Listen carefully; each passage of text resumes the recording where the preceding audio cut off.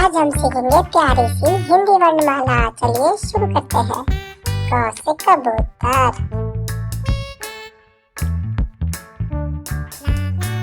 ख से खरगोश, ग से गमला, घ से घड़ी, च से चम्मच, छ से छतरी, ज से जग, इसको हम मग भी कहते हैं। झ से झंडा,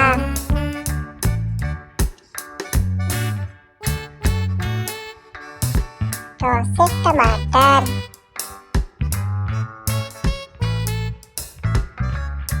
ढ से डमरू, ढ से ढोल, त से तरबूज, थ से थर्मस,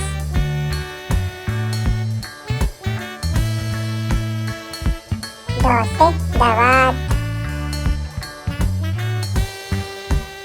ध से धनुष, न से नल, प से पतंग, फ से फल, ग से गंधर,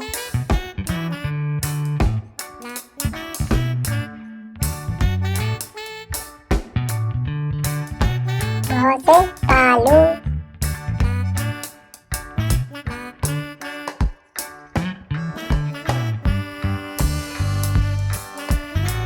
म से मछली, य से यज्ञ,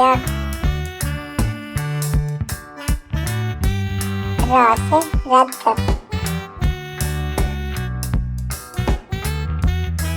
ल से लट्टू,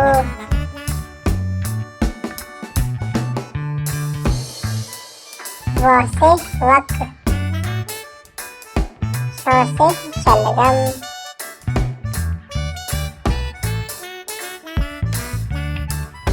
श से षटकोण, स से सपेरा, ह से हाथी,